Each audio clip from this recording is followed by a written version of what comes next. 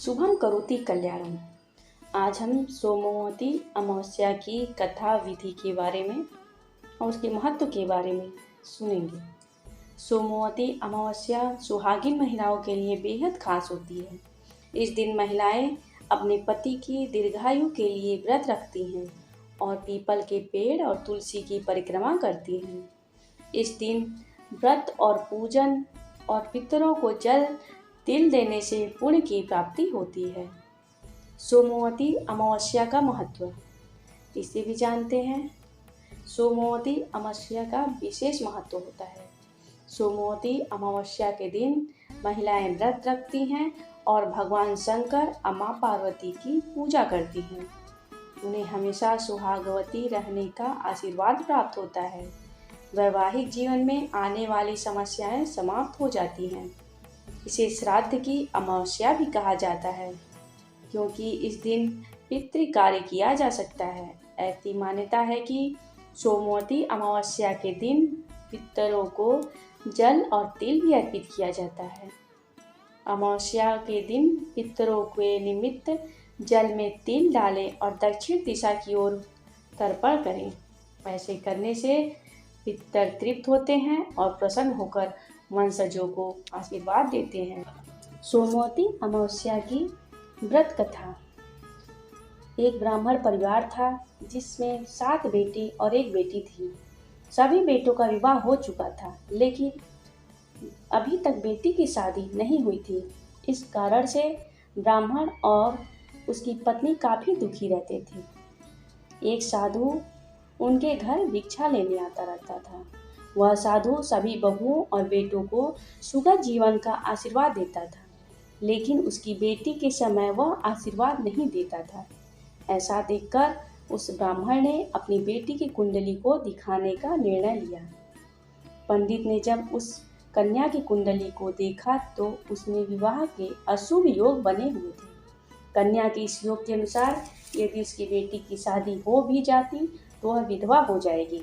ऐसे में ज्योतिष शास्त्र के उस विद्वान ने बेटी से सिंघल नाम के द्वीप पर जाने को कहा और बताया कि वहां पर आपको एक धोबी मिलेगी जो कि इसका उपाय आपको बता देगी।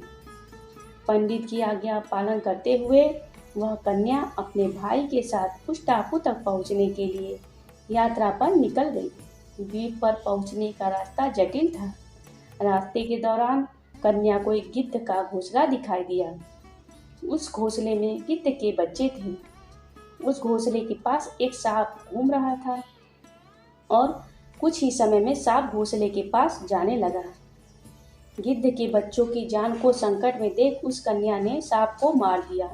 तब गिद्ध ने अपने बच्चों को सही हालत में पाकर उस कन्या को उस धोबिन की आवाज तक पहुंचाया। इस रास्ते को तय करते समय उस कन्या ने पीपल के वृक्ष का पूजन भी किया। धोबिन के स्थान पर पहुंचने के बाद उस कन्या ने पूरी श्रद्धा भावना के साथ उसकी सेवा की और कन्या द्वारा की गई सेवा से धोबिन बहुत प्रसन्न हुई। उसके बाद कन्या को अशुभ योग से मुक्ति दिलाने के लिए उस धोबिन ने कन्या को सोमवती अमावस्या के व्रत को करने का आदेश दिया। कन्या ने धोबिन द्वारा बताए गए अनुष्ठानों का पालन करते हुए इस व्रत को पूरे विधि विधान से किया, जिसके बाद धोबिन ने उस कन्या के माथे पर सिंदूर लगाया, जिससे कि वह अशुभ योग से मुक्त हो गई। नौकरी से संबंधित बाधाएं आने पर इस दिन ओंकार मंत्र का जाप करना चाहिए। इसी के साथ रात के समय रोटी पर सरसों का तेल लगाकर उसे काले कुत्ते को खिलाना चाहिए। इससे नौकरी मिलने में आने वाली और नौकरी के दौरान चल रही समस्याएं दूर हो जाती है। 1000 गोदान का फल प्राप्त करने के सोमवती अमावस्या के दिन मौन व्रत का पालन करना चाहिए। अपनी मनोकामनाओं को पूर्ण करने के लिए पीपल के वृक्ष का पूजन कर उसके नीचे बैठकर भगवान शंकर की आराधना करनी चाहिए। धन धान्य की प्राप्ति के लिए पीपल के वृक्ष की 108 बार परिक्रमा करके उसे सूत लपेटने के उपरांत ब्राह्मणों को आदर सत्कार सहित भोजन कराना चाहिए। अंत में उनके पांव छूकर उनका आशीर्वाद लेना चाहिए।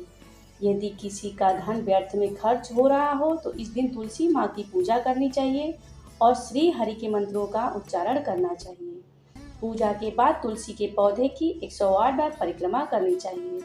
इस दिन शाम के समय उपले के ऊपर घी और गुड़ लगाकर उसे जलाना चाहिए। इससे धन लाभ होता है। यदि किसी व्यक्ति को व्यापार में धन हानि हो रही है तो उसे कुएं में दूध का 1 चम्मच डालकर पानी 1 रुपए के सिक्कों को डालना चाहिए। इससे व्यापार में लाभ होना आरंभ हो जाएगा। काल सर्प दोष से प्रभावित व्यक्तियों को इस दिन भगवान शिव के मंदिर में जाकर शिवलिंग पर जल चढ़ाकर बिल्वपत्र को अर्पित करना चाहिए। इसके बाद पूरा दिन भगवान शिव की आराधना करनी चाहिए। सुबह उठकर चांदी से बने नाग नागिन की पूजा के बाद उनकी प्रतिमा को बहते जल में विसर्जित करने से भी काल सर्प दोष निवारण हो जाता है। पीपल के पेड़ पर घी का दिया जलाकर पूजा करने से घर में सुख समृद्धि आती है। जय भोलेनाथ। जय भोलेनाथ।